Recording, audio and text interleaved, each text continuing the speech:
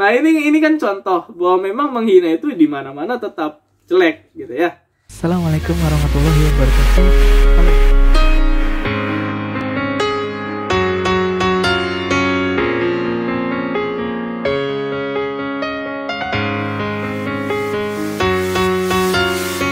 Halo. Ada beberapa catatan saya ya untuk kelompok ini. Yang pertama, link tadi agak mepet ya.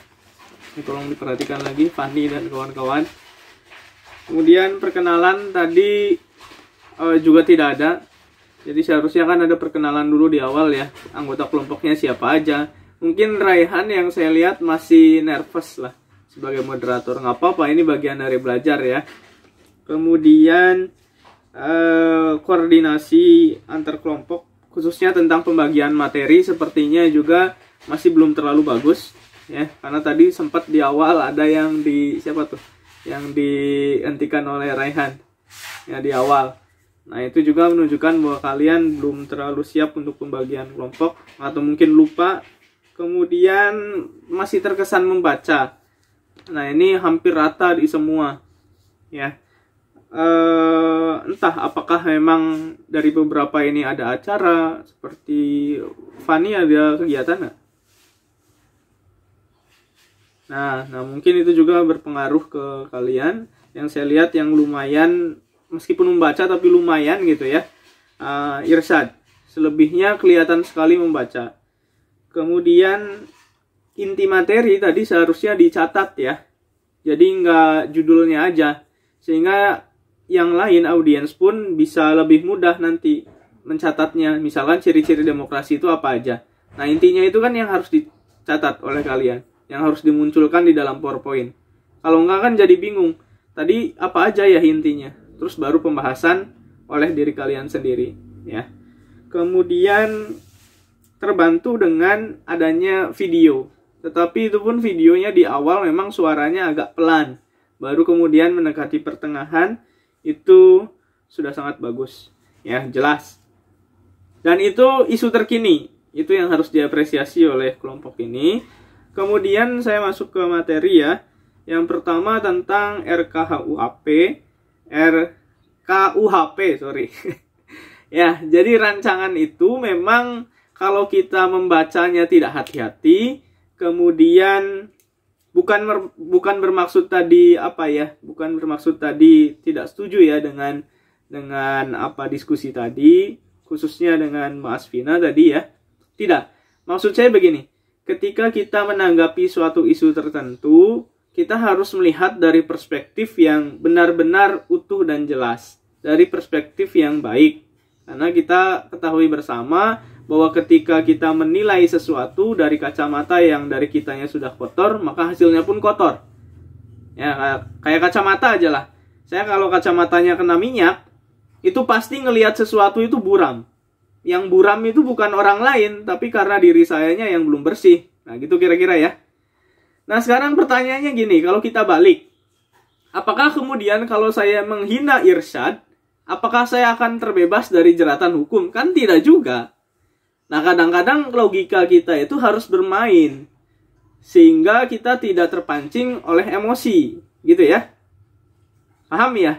Ya, di mana-mana orang menghina pasti dipidanakan gitu kan. Tapi sayangnya masyarakat kita memang masih belum begitu pandai dalam mengolah emosional dalam membaca suatu informasi. Apalagi informasi itu berupa clickbait yang judulnya itu panas gitu ya. Kemudian isi beritanya tidak dibaca. Sehingga ini yang rawan kemudian terjadi konflik di masyarakat. Entah itu kemudian perdebatan di media sosial, kolom komentar dan lain sebagainya, ataupun di kehidupan nyata, misalkan di warung kopi gitu ya, warkop ataupun sebagainya.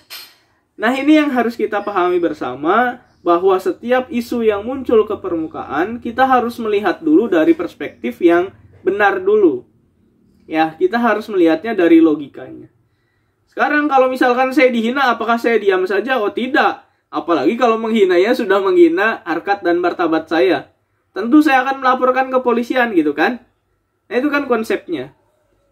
Jadi ya tentu menghina itu bagian dari sesuatu yang buruk. Benar kata Irsyad tadi, kecuali kritik. Kalau kritik nggak apa-apa. Taruhlah misalkan saya bilang ke Irsyad, Irsyad coba deh minggu depan, Irsyad jangan pakai kemeja warna coklat. Gitu ya. Lebih bagus menggunakan kemeja warna putih. Karena akan lebih bagus dipakai Irsyad deh kayaknya. Itu kan kritik. Tapi kalau menghina, Irsyad kamu kok jelek banget sih misalkan. Sakit hati nggak? Sakit hati kan? Nah itu perbedaan kritik dengan menghina. Sekarang kalau misalkan Fani dihina, Fani kok kamu jelek banget sih pakai kerudung itu? Sakit hati nggak, Fan? Sakit hati kan? Tapi kalau kritik yang sifatnya membangun ya, itu kan bahasa psikologi sebenarnya. Intinya kan sama, lebih bagus menggunakan sesuatu yang berbeda kan? Intinya kan itu. Tapi bahasa psikologi kan berbeda antara kritik dengan menghina.